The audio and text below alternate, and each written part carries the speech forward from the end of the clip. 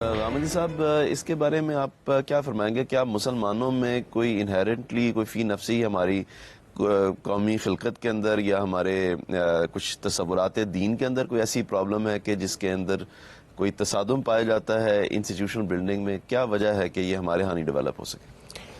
میں چاہوں گا کہ چند اصولی باتیں پہلے ہم کر لیں۔ دیکھیے، پہلی چیز تو یہ ہے کہ اسلام اپنی ذات میں ہے کیا؟ یعنی جب ہم اسلام کا لفظ استعمال کرتے ہیں تو یہ بات آپ کو بھی معلوم ہے، میں بھی اس کو بیان کرتا رہتا ہوں، میرا خیال یہ ہے کہ باقی لوگ بھی اس کو سمجھتے ہیں کہ یہ خدا کا دین ہے۔ خدا کے دین کے دو حصے ہوتے ہیں، ہمیشہ سے ایسا ہی رہا ہے۔ ایک حصے کا تعلق ایمان و اخلاق کے مباحث سے ہے، یہ وہ حصہ ہے جس میں کبھی کوئی تبدیلی نہیں آتی، کبھی کوئی تغیر نہیں ہوتا۔ دوسرا حصہ وہ ہے جس کا تعلق شریعت سے ہے۔ شریعت کا مطلب یہ ہے کہ انسان کو چونکہ قانون سازی کی ضرورت ہوتی ہے، تو وہ معاملات جن میں انسان کے پاس قانون سازی کے لیے کوئی علمی اور عقلی بنیاد نہیں ہوتی، وہاں اللہ تعالیٰ انبیاء علیہ السلام کے ذریعے سے ان کو ایک قانون بنا کے دے دیتے ہیں۔ شریعت کے اس تصور کو اگر آپ بہت اچھی طریقے سے سمجھ لیں تو اس کے ساتھ ہی وہ بات سمجھ میں آ جاتی ہے کہ اللہ تعالیٰ نے جب بھی کبھی کسی قوم کو شریعت دی، اور ظاہر انبیاء علیہ السلام پہلے بھی آتے رہے ہیں، تو ہمیشہ اس کے حالات کا لحاظ رکھا۔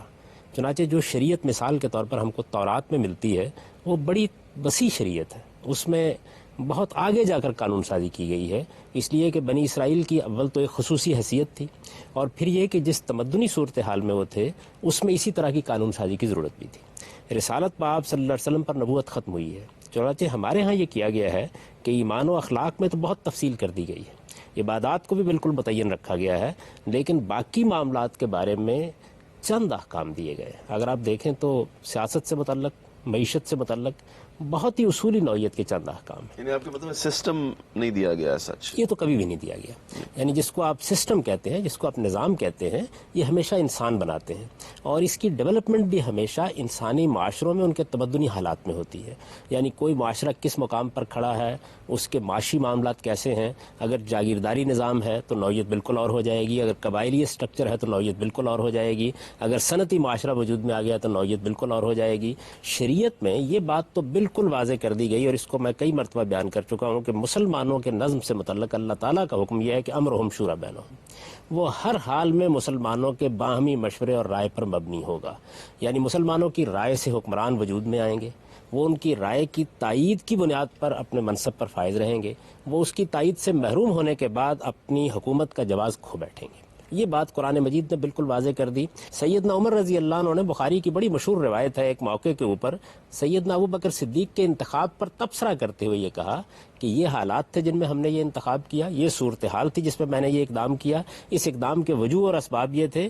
اس کے بعد انہوں نے کہا کہ ہو سکتا ہے کہ بعد میں آنے والے لوگ میرے اس اقدام کی کوئی غلط تعبیر کریں، تو میں متنبہ کر دینا چاہتا ہوں، یہ پورا خطبہ بخاری میں موجود ہے، میں متنبہ کر دینا چاہتا ہوں کہ لا خلافت الا مشورۃ من المسلمین، یعنی مسلمانوں کی رائے کے بغیر کسی حکومت کا اسلام میں کوئی تصور نہیں ہے۔ اس کو آپ ذرا اگر پیچھے جا کر دیکھیں تو آپ تورات میں دیکھیے، اس وقت جو بائبل کا مجموعہ ہمارے پاس موجود ہے، اس میں یہ مکالمہ نقل ہوا ہے جس میں بنی اسرائیل نے اللہ تعالیٰ سے خود مطالبہ کیا کہ ہمارے لیے ایک بادشاہ مقرر کر دیجیے۔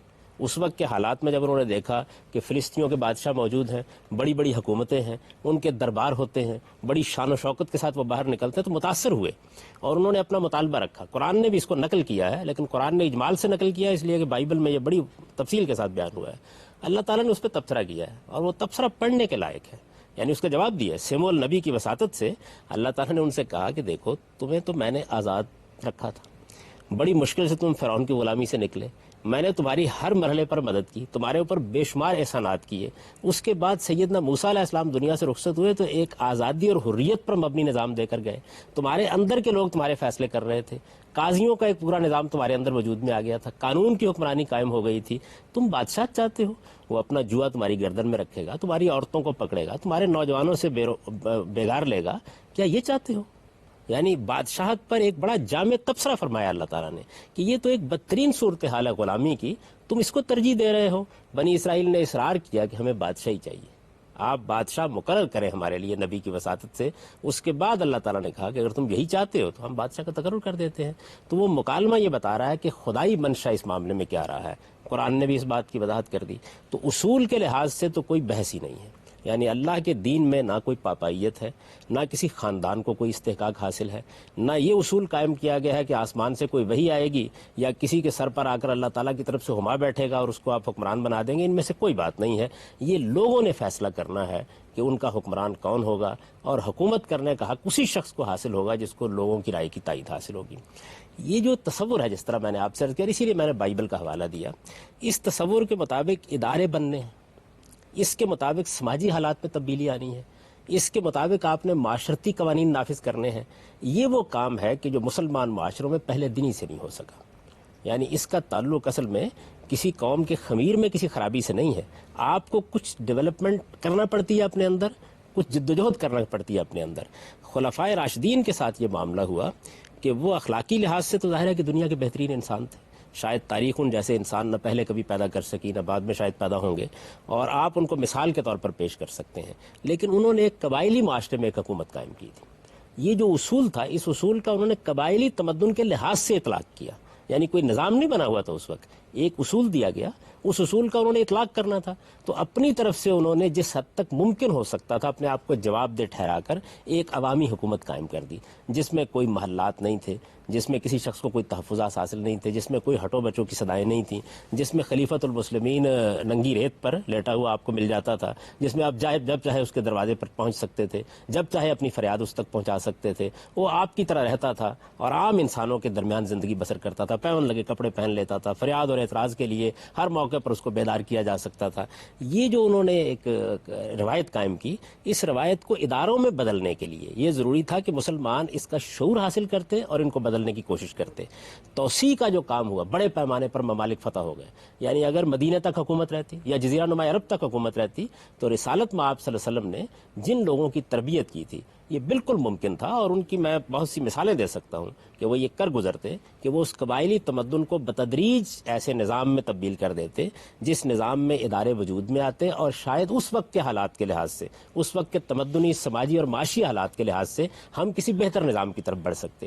یہ نہیں ہو سکا۔ توسیع کا نتیجہ یہ ہوا کہ جن کو آپ اب ممالک کہتے ہیں وہ اسلامی ریاست کے صوبے بن گئے، عظیم توسیع ہوئی، ایک عظیم سلطنت قائم ہو گئی۔ وہ سارے کے سارے لوگ تربیت یافتہ نہیں تھے، کروڑوں کی تعداد میں ایسی آبادیاں شامل ہو گئیں جنہوں نے اسلام بھی قبول کر لیا اور وہ اپنے سارے تصورات کو لے کر آئیں۔ اس نظم کو چلانے کے لیے وہ ماڈل سامنے موجود تھا، یعنی خلفائے راشدین کا جو ماڈل تھا وہ ابھی کسی نظام میں نہیں بدلا تھا، وہ تصورات تھے۔ جو ماڈل سامنے موجود تھا وہ ساسانی بادشاہوں کا تھا، بازنطینی بادشاہوں کا تھا، تو بہت جلد اس ماڈل کو اختیار کر لیا گیا، اسی کی روایات اختیار کر لی گئیں اور اسی کے مطابق پھر حکومتیں چلی۔ اسلام کبھی کبھی آتا تھا، ہمارے فقہا، ہمارے علماء اپنی جان پر کھیل کر کبھی اس کی گواہی دیتے تھے، کسی غیر قانونی اقدام سے بعض اوقات روکتے تھے، قانون کا پابند کرنے کی بادشاہوں کو کوشش کرتے تھے، اس کی بھی بڑی روشن مثالیں موجود ہیں، لیکن بحیثیت مجموعی جو نظام بن گیا وہ بادشاہ کا نظام۔ عبد صاحب، علماء جو اس دور کے تھے انہوں نے اس نظام کی کوئی اصولی تردید بھی تو نہیں کی، کیا ایسا نہیں ہے؟ نہیں، بالکل کی۔ یعنی دیکھیے، بات یہ ہے کہ انہوں نے یہ بتایا کہ مسلمانوں کے اندر خلافت کیسے قائم ہونی چاہیے۔ مسئلہ جو پیش آ گیا وہ یہ ہے کہ یہ جب نظام قائم ہو رہا تھا تو اس کے خلاف بڑی غیر معمولی مزاحمت ہوئی۔ اگر آپ تاریخ کو اٹھا کر دیکھیں تو کوئی 260-65 کے قریب کوششیں ہوئیں جن میں اس زمانے کی حالات کے لحاظ سے لوگوں نے باقاعدہ بغاوت کی اور اس کو بدلنا چاہا۔ نہیں، لیکن میں تو علمی تردید کی بات کر رہا ہوں نا جی۔ علمی تردید میں تو لوگ ان کے حق میں کھڑے ہوئے ہمیں نظر آتے ہیں، یعنی شیبانی اور رضائی سے لے کر مواردی تک ہمیں محسوس یہی ہوتا ہے کہ ہماری علمی تاریخ تو اس نظام کو سپورٹ کرتی چلی آ رہی ہے۔ جی، میں اسی کا جواب آپ کو دے رہا تھا کہ یہ جو خروج ہوئے پیدر پہ، ان میں ناکامی ہو گئی، بڑے صالحین دنیا سے رخصت ہو گئے۔ یہ معلوم ہوا کہ اس کو اب بدلنا کوئی آسان کام نہیں رہا، تو لوگوں کے سامنے اب یہ انتخاب تھا کہ وہ اسی طریقے سے لوگوں کو مرواتے رہیں یا اس نظام کے بارے میں کوئی نظریہ ضرورت کی بنیاد پر فیصلہ کریں۔ یہ نظریہ ضرورت بڑی قدیم چیز ہے، چنانچہ نظریہ ضرورت کے اصول کے اوپر ہمارے فقہا نے بھی یہ اس وقت کہا کہ چونکہ اس کو بدلنا مشکل ہو گیا ہے، لہٰذا جو بھی اس کے تحت معاملات چل رہے ہیں اس میں زیادہ بہتر کی کوشش کرتے رہنا چاہیے، اور اس کو ناجائز قرار دے کے اس کے خلاف بغاوت کرنے کے عمل کو انہوں نے روکنے کی کوشش کی۔ یعنی ایک مصلحت تھی، آج میں آپ اس سے اختلاف کر سکتے ہیں، لیکن اس زمانے میں بھی اگر آپ دیکھیں تو ہم مسلمان اسی کے مطابق زندگی بسر کر رہے ہیں۔ مسلمان علماء نے اس دور کے، بنو امیہ کے دور کے، بنو عباس کے دور کے، انہوں نے جب یہ کہا کہ ایک نظام کے خلاف خروج نہیں کیا جا سکتا یا اس کی کچھ شرائط متعین کی، تو اصل میں اس کی تائید میں نہیں بلکہ فتنے کو روکنے کے لیے یہ چیزیں وہ یہی استدلال کرتے ہیں، بار بار وہ یہی بات کہہ رہے تھے۔ یعنی وہ یہ کہتے تھے کہ اس کے نتیجے میں جو اختلال واقع ہوتا ہے، جس طرح کا انتشار پیدا ہو جاتا ہے، اس سے لوگوں کو بچایا جائے۔ میں یہ عرض کر رہا ہوں کہ ہم اس سے اختلاف کر سکتے ہیں، صرف آپ کو یہ بتانے کی کوشش کر رہا ہوں کہ ایسا نہیں ہوا کہ انہوں نے یہ کہا ہو کہ اللہ تعالیٰ کا منشا یہی ہے، اللہ تعالیٰ یہی کرنا چاہتے تھے۔ ایک اقل قلیل تعداد اس طرح کے لوگوں کی موجود ہے، باقی آپ قاضی ابو یوسف کی کتاب الخراج کو پڑھ لیجئے، وہ قاضی القضات ہیں، چیف جسٹس ہیں، اور انہوں نے جو کتاب لکھی ہے وہ کتاب اصل میں ہارون رشید کے نام ان کا خط ہے، وہ شروع یہاں سے ہوتی ہے کہ لا کبیر ملوک الارض، یعنی اپنے وقت کے سب سے بڑے بادشاہ کے نام۔ آپ اس کا مقدمہ پڑھیے جس میں انہوں نے بنیادی اصول بیان کیے ہیں، اس میں کوئی ابہام نہیں ہے ان کے ذہن میں، لیکن آپ اندازہ نہیں کر سکتے کہ جب اس طرح کا استبدادی نظام قائم ہو جاتا ہے اور جب وہ لوگوں کی جان و مال آبرو کا مالک ہو جاتا ہے اور جب قانون کی حکمرانی قائم نہیں رہتی، آج آپ جب باتیں کرتے ہیں اس طرح کی تو آپ اندازہ نہیں کرتے کہ اس کے پیچھے تاریخ کتنی کروٹیں لے چکی ہے اور پلوں کے نیچے کتنا پانی گزرا ہے اور انسانیت کو کیا کچھ حاصل ہو گیا۔ یہاں ہمارے ہاں بر صغیر میں یہ جمہوری ادارے انگریز قائم کر کے گیا تھا، اس میں بھی دیکھیے ایک بڑا المیہ یہ ہوا کہ چونکہ ہمارے ہاں آزادی کی تحریک چل پڑی، مسلمانوں نے جس چیز کو سب سے بڑی قدر بنا لیا اور ہندوستان کے دوسرے لوگوں میں نہیں، وہ آزادی یا فریڈم تھی۔ مہاتما گاندھی نے، باقی بڑے بڑے جتنے بھی لیڈر تھے، ابوالکلام آزاد تھے، قائد اعظم تھے، ان سب نے اس کو ہدف بنا لیا۔ جبکہ آزادی کے بعد مسئلہ یہ پیدا ہوتا تھا نا کہ حکومت کون بنائے گا، یہ سوال پیدا ہوتا تھا۔ جمہوری ادارے اس درجے پر ابھی نہیں پہنچائے تھے برٹش امپائر نے کہ جہاں وہ اقتدار سنبھال سکیں۔ ہمارے مقابلے میں ہندوؤں کی صورتحال بہت بہتر تھی۔ ایک تو یہ کہ بنگال میں ان کے ہاں تعلیم بہت آ چکی تھی، ہم سے بہت پہلے ان کے ہاں ایک تعلیم یافتہ ایلیٹ پیدا ہو چکی ہوئی تھی۔ پھر یہ کہ ان کے ہاں لیڈرشپ بہت اعلیٰ درجے کی موجود تھی، کانگریس اس کی تربیت کر چکی تھی، کیونکہ مسلم لیگ اس طریقے سے وجود ہی میں نہیں آئی جس طرح کانگریس وجود میں آئی تھی۔ وہاں مسلمانوں کی لیڈرشپ بھی اور ہندوؤں کی لیڈرشپ بھی غیر معمولی طور پر ان تصورات کے مطابق تعلیم پا چکی تھی۔ تعلیم میں بڑے وسیع معنی میں بول رہا ہوں، چنانچہ وہ سماجی حالات، وہ لیڈرشپ، وہ پس منظر ان کو میسر آ گیا، جس کے بعد وہ نسبتاً ہمارے مقابلے میں بہتر جمہوریت چلانے میں کامیاب ہو گئے۔ ہمارے ہاں یہ نہیں ہوا۔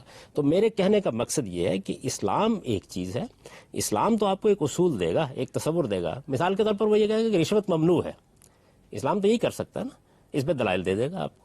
لیکن اس کے بعد انسان ہے جو اپنے سماجی اور تمدنی حالات میں اس اصول کے لیے قانون بنائیں گے، ضابطے بنائیں گے، نظام کو وجود میں لائیں گے۔ یہ کام ہماری پوری تاریخ میں ملوکیت نے کرنے کا موقع ہی نہیں دیا۔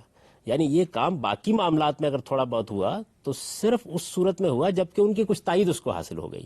اور پھر آپ یہ جانتے ہیں کہ جب اتنا بڑا استبدادی زمانہ گزرا ہو جس میں اس طرح کی بادشاہتیں قائم رہی ہوں، وہ لیڈرشپ کا خاتمہ کر دیتی ہیں۔